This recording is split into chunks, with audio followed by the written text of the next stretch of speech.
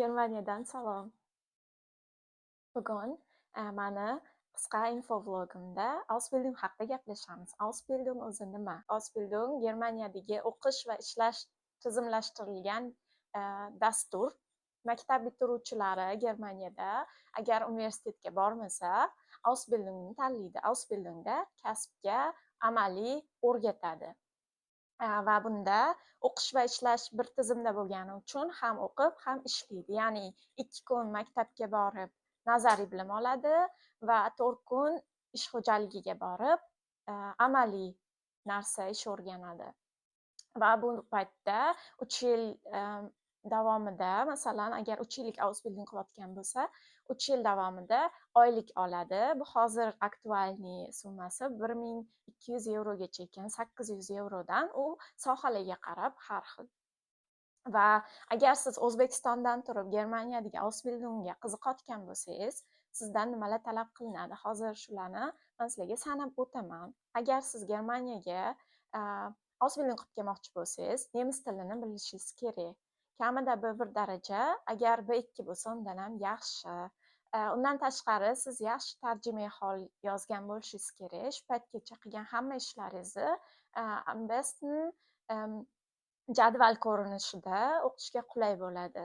Undan keyin agar Germaniyada qaysi sohaga qiziqayotgan bo'lishingizga qarab Ausbildung qilmoqchi bo'lsangiz, siz motivatsiya xati yozishingiz kerak.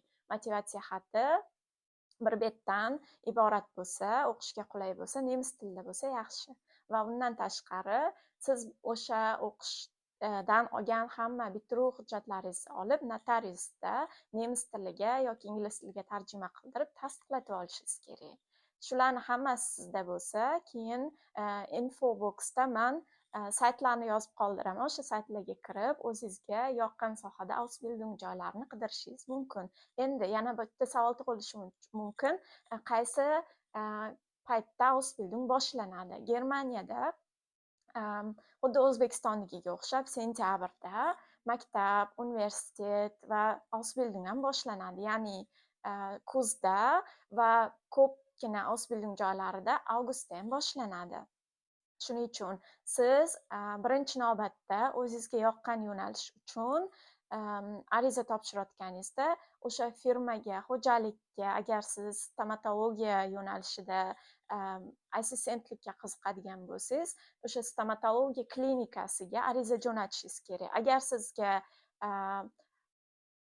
jo'natgan hujjatlaringiz ularga va sizga ikki tomonlama ham ma'qul kelsa, keyin siz xo'jalik topganingizdan keyin u xo'jalik sizni Ausbildungda maktabga borishingizni joyini ta'minlaydi. Ya'ni maktabdan joy anaqa qilish, sinfda bitta o'rin olish u xo'jaligingizni zimmasida bo'ladi. Shunaqa. Va agar sizga qaysidir yo'nalish qiziq bo'lsa, Ausbildung haqida bajonda kommentariyalarga yozib qoldiringlar. Yoki Germaniyadagi qanaqadir boshqa mavzularda savollaringiz bo'lsa, ularni ham kommentariyaga yozib qoldiringlar. Men sizlarga informatsiya bersam xursand bo'laman. Keyingi videolarimda ko'rishguncha xayr. E'tibor uchun